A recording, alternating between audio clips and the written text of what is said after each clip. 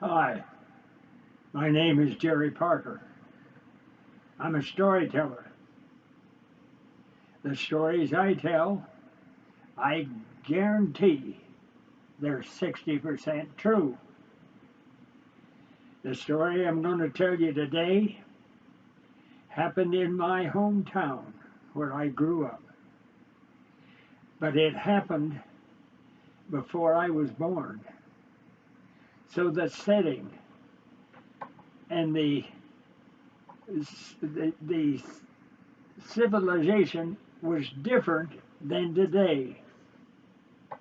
And as a result of this story, I have to break it down into three different sections so you understand what happened in 2 minutes of an old man's life. This old man had lived in Coon Rapids so long, he wore his name out. The people didn't know his name, they just called him the old man.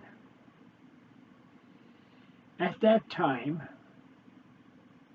Coon Rapids was having an epidemic of the whooping cough. Uh, it was covered the state in Iowa, was in this part of it. And the old man got the whooping cough. And if you know anything about whooping cough, you get to start to coughing and you can't stop. And it's a little different sound than a regular cough to clear your throat. Now, when when he got the whooping cough and he started at the doctor to have him look at him, he got right to the doctor's office or doctor's door and collapsed and died because he was coughing like the devil. And the doctor and the nurse inside noticed it, and they come out, and there he was laying on the sidewalk, and the doctor got his stethoscope out and checked his heart. It wasn't beating. Checked his breath. He wasn't breathing. And the doctor says he's dead. Now, right next door was the undertaker.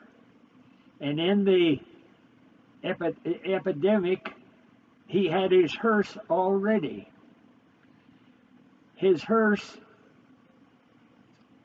was a little different than the hearses you have today. The hearses you have today is a big, long, black Cadillac, and inside is a gurney and a big, beautiful coffin with a big, heavy lid. But then, when the first hearse was created, invented, or whatever you wanted to say, it was nothing more than a hay rack, a flatbed that had a seat in the front for the driver to sit and steer one or two horses on the hearse. It was a hearse. Now, behind the hearse walked four men, two on each side. And as they started walking through Paris, France, during the Black Plague, when people were dying just like flies. At night, when somebody died of the plague, they dragged the carcass out to the sidewalk and left it. And the homeless people and the other poor people would come to that carcass, and if it had any jewelry rings, pearls, jewelry, money, they took it. If his clothes was better than theirs, they stripped the carcass of the clothes. And as a result, every morning on each side of the street, on the sidewalk, was a whole row of dead carcasses. Now, there might have been a few of them, might have been snuck out by some person that wanted to be a doctor, and he would cut open these carcasses to see what was inside and see if he could learn anything. But most generally, the hearse, the flatbed, started up the street in Paris, and as they come to a dead carcass, the two in the back would take the arms or the legs, flip it up on the platform, and as they went down, sometimes they get 2 to 3 feet of carcasses on this hearse with arms, legs, heads hanging over the edge of the platform. When they get out to where a trench was dug, I should say, the day before, they backed the hearse up to it, and these 4 men threw the bodies off of the cart, off of the hearse. As soon as they got it off, the grave diggers threw quicklime over them, shoveled a little dirt over the top of them, and started digging the trench again for the next day. Now, the hearse that the undertaker used in Coon Rapids, Iowa, was right between the dead wagon in Paris during the plague and the big fancy Cadillac with a big hearse, big coffin, and a gurney. Coon Rapids had a motorized flatbed, you might say, and on the flatbed they built the place for the coffin to go in. And this guy with the undertaker drove up to where the old man died, and they took the coffin out, and the lid was removed, and the doctor and the nurse and the undertaker picked up the old man's carcass and threw it in the coffin. They put the lid back on, and they put a nail on each side of the coffin, put it on the gurney, and moved it into the hearse. And they started out of town, east of town, straight up a big long hill to the top of the Coon Rapids Cemetery. When they got halfway up the hill, there was the entrance to the cemetery.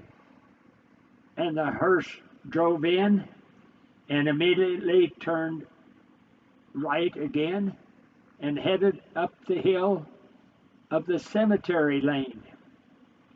When it got to the top of the cemetery lane, there happened to be a big, ugly chuck hole.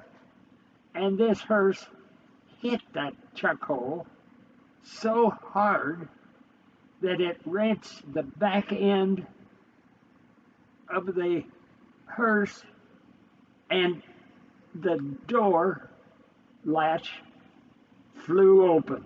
Let the door fly open. And out come the gurney and the coffin, and it's headed straight down the hill from the top. It got halfway down. It ricocheted off of a tombstone, went to the left, and when it went to the left, it hit the left gate post into the cemetery. And when it hit that gate post, it hit it so hard, it wrenched the coffin lid off of the off of the off of the coffin. The old man laid there with no lid on top of him. And when he hit the gate, it reflected him down the rest of the hill like a rocket. He hit the bottom and rocketed across the bridge on the North Raccoon River and up a short bank and straight down Main Street. It coming like a rocket. He got down halfway and some buggy got in the road and the coffin hit that buggy and ricocheted straight into the curb right in front of the drugstore. Now, what happened next covers a period of about 2 seconds. In this 2 seconds, the front wheels of the gurney hit the curb. And when it hit the curb, it threw the old man up and down into the coffin, and the left knee hit the old man in the chest right at the heart. Bang, hit the heart, started beating. The right knee hit the old man in the chest, knocked all the wind out of him. And after the back wheels, when the back wheels hit, it flew the old man into a sitting position, and the wind rushed into his lungs. He took a breath of air. Within the next half second or less, the coffin went right straight into the drugstore and hit the pharmacy's counter.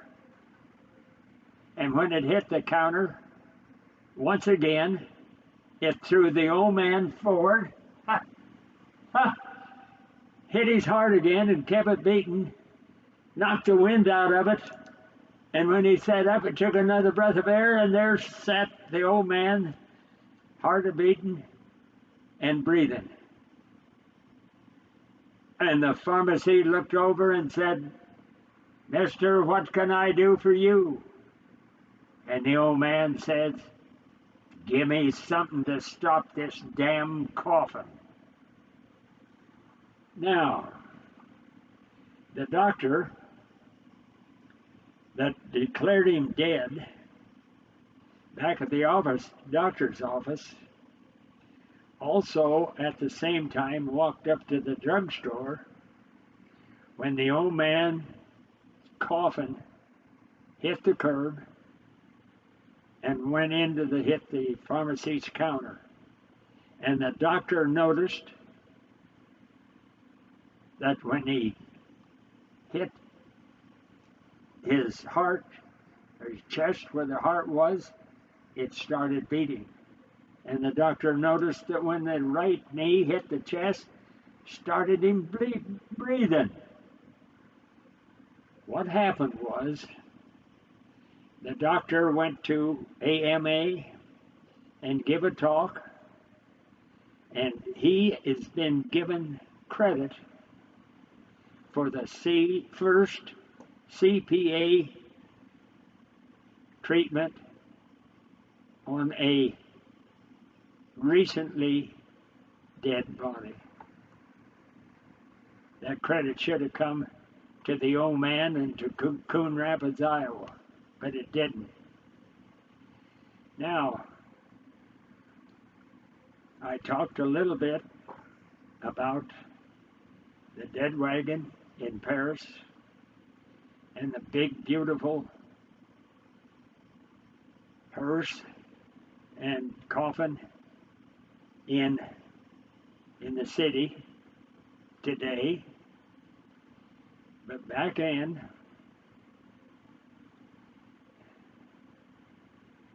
that hearse wasn't built as good and wasn't uh, transported. The transport wasn't as good as horses or the hearse today. But then the gamblers at the Northside Pool Hall had to determine when the old man died to see who won the prize on betting when he would die. Well, he died. The doctor declared him dead. Who won? Then all at once, the old man was living again. Ah, that was a problem for the gamblers. They had to make a new rule. The rule they made was that the first ones that bet he would die won the prize. But the ones that had bet on the second, third, fourth year would start the process again.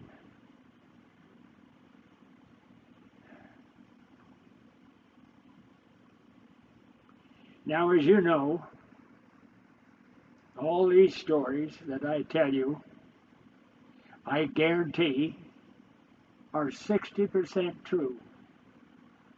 And what I just told you is my guarantee, even though I was not there and I was told all these different things that happened back then. Thanks. I'm Jerry Parker, and I'm a storyteller.